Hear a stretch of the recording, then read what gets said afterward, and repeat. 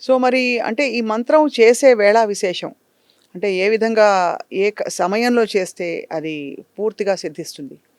మనకి సమయం అంటే ఇప్పుడు ఇది కలియుగం. అవును. అంటే కలికాలం. సో, కలి యొక్క ఇది ఎక్కువ ఉంది. ఇప్పుడు మనం చూస్తే మన సంస్కృతి అవన్నీ మారిపోతుంది.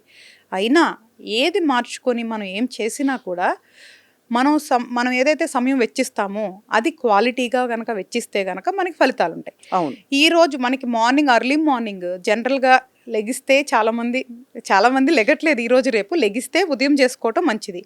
లేకపోయినా మధ్యాహ్నమైనా, సాయంత్రమైనా ఇప్పుడు కలియుగంలో మాత్రం టైమ్ రిస్ట్రిక్షన్స్ అనేది మనం పెట్టలేము. అవును. చేస్తే చాలు అనే ఉంటది. ఇప్పుడు మేము గూడా ఏంటంటే ఎవరినైనా గైడెన్స్ ఇవ్వాలన్నా గూడా ఎక్కువ రూల్స్ పెట్టట్లేదు నేను గూడా.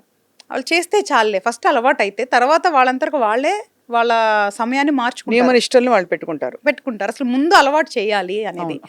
సో, ఇప్పుడు ఏదైతే మనకి మొదటి రోజు నుంచి ఉంటుందో మంత్రం అనేది ఉదయాన్నే కనుక కొంచెం లెగిసి మనకి స్నానం గాని అవన్నీ ఆచరించేసేసేసి శుద్ధి అనమాట. అంటే శరీరాన్ని మనం శుద్ధి చేసుకొని, గురువుకి మనం నమస్కారం చేసుకొని, మంత్రం అసలు ఫస్ట్ ఆఫ్ ఆల్ మంత్రం తీసుకోవాలి.